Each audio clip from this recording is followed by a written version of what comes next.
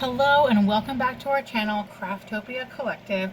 We're going to jump right in with a how to knit video. Very simple beginner video. We're using DK weight yarn and 3.75 millimeter straight needles. We're going to do a very simple square coaster, and we're just going to learn how to cast on, how to knit, purl, and bind off. So we're going to do a very simple cast on. This is the cast on actually that my mother taught me when I first learned to knit. It's called the knitted cast on, I believe. And we're just going to start with a slip knot. And your first stitch, your slip knot actually counts as your first stitch. So I'll come in closer. We're just going to slide this other needle in through that first stitch. And this cast on, because it's a knitted cast on, you're essentially learning to knit as you do the cast on. So we're going to take the yarn and come around that needle. And you can kind of see here when we pull it, we want it to come past this needle, so that when we scoop it with the other needle, we can just pull it away like this. And then we're just going to hook it over that needle and pull it tight. Not tight, but just pull it so it's secured. And then again, we go through the next stitch, bring that yarn around, pull it down so it's underneath that other needle, and then we're going to scoop it out and come around. And this is a really ridiculous way that I remembered how to do it when I got a refresher course years ago. You stab it and you strangle it and you scoop out its guts and you throw it off the cliff.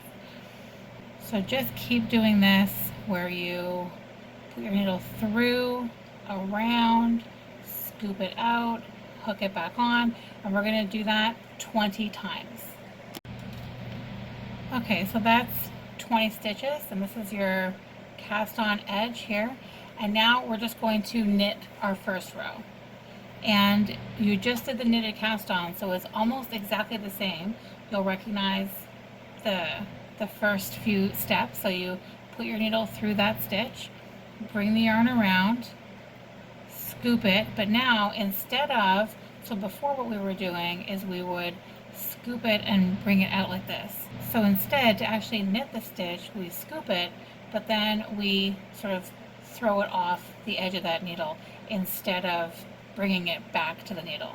So again, around and scoop and then off. So now it's on the other needle. So it's just like the cast on, except you bring it onto the other needle and just scoop it off your left needle onto your right needle. So through the stitch, around the needle, and then you scoop that stitch off and then knock it off of this needle. And we just keep doing that to the end of this row. And what we're going to do, we're going to keep track now. This is the first row. For the next 5 rows, we're just going to knit back and forth. And when you knit back and forth, the stitch pattern that is created is called garter stitch. So that's just knitting every row flat. When you're knitting it in a circle, that's a whole different situation, and we can get to that later. But when you're knitting flat, we're just going to do exactly what we did already. We're on the wrong side, but we're just going to keep knitting anyway. And this will give you that garter stitch. So keep track, keep a little tally on the side. We're going to do this for 5 rows total. So this is your second row. We're going to do it for 5 altogether, and then I'll meet you back here. So here's your first completed garter stitch section where we just knit every row.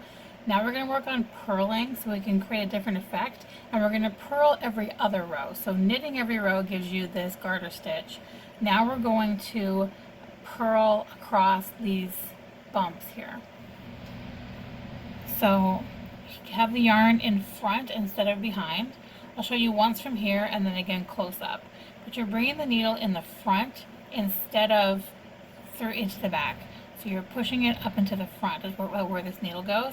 Now taking this yarn and we're going to wrap it around that needle, and just like when you're knitting, you want to pull it down. You can see here, you want to pull that down so that the yarn is on the other side of this needle. Now you pull it down like that so that you can easily scoop it, just like when you're knitting, but you scoop towards the back. So up this way, around, and then scoop it in the back and pull it out, and we'll come closer.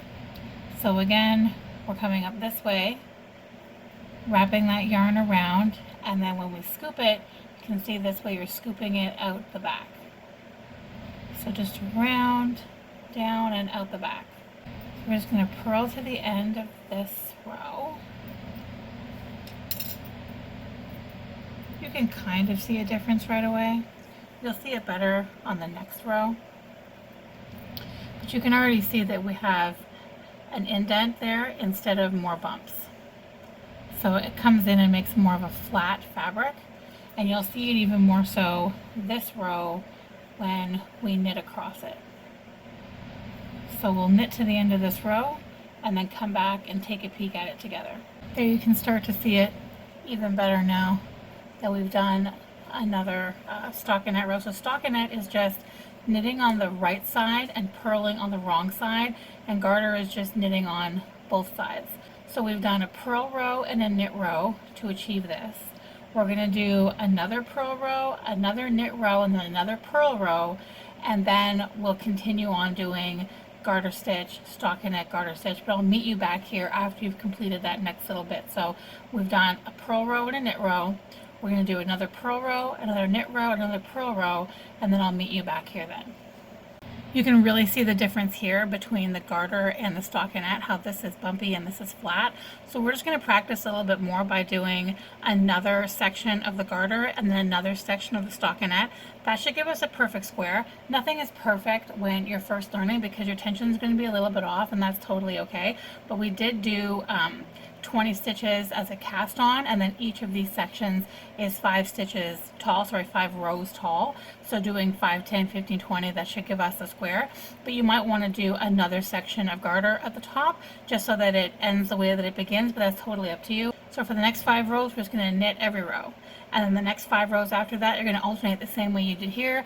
You can take a peek in the description. I'm just going to list exactly what to do for each row so that it's just plain and easy to see. And then I'll meet you back here at the end for us to do a very simple bind off. So we actually officially had a square here, I think, but I went ahead and ended it with some garter just so that it ended the same way that it began. Now we're just going to do a super simple bind off that is essentially just knitting plus one more step. So we're going to knit that first stitch, which you now have plenty of practice doing. Then we're going to knit the second stitch. Then we're going to put our needle underneath the first stitch, like in the first stitch, and pull it over the second one. So I'll come in closer. Got that first stitch already knit the next one, and then we're going to come in here, put the needle inside that first stitch, and then bring it over the second one. So again, we knit the next one, and then bring that one that was already there over the one that you just knit. So knit one, and then bring that first one over. Knit one, bring that first one over. And when you pass that stitch over, you're eliminating it from the needle. So we're going to do that until we've eaten up all of these stitches and our project is completely bound off. So here we are at the very last stitch. Now what? So we're just going to pull it out like this so that your loop is really big. And then we're going to cut that working yarn, and then we're just going to pull it through that hole and keep pulling. There you go. You don't necessarily need to really block it, like get it wet and put on a blocking mat, that sort of thing. Even just using an iron to steam it down is enough. It's sufficient in this situation. But first, let me show you how to weave these in. Just grab your darning needle and thread it, and then all you're really doing is tucking it away. You're just going to tuck this thread away. So I like to put it into these purl bumps. Just sort of tuck it in until it's lost enough back here that it's not going to come unraveling, but it's not super obvious. like that should be sufficient. And then just clip it close. And there you go, you've hidden it. So I'm going to do it to this one too, and then go grab my iron. I just grabbed the towel, and I'm going to turn the swatch over because typically that's how this kind of blocking goes. And like literally, we're just going to get some steam happening here. Don't even need a lot really. And barely doing anything. And we're already flat. There you have it. Very first little project, cute little coaster, and it even fits my nearly empty coffee mug just perfectly. I hope you found this tutorial helpful. If you did, give it a thumbs up to show some support. I would love to hear from you in the comments if you made this, or if you've made this before and kind of came back to it. I will link some of our super easy beginner patterns in the description. Some of them are free, some of them are paid, but I'll link them all so you can take a peek at them.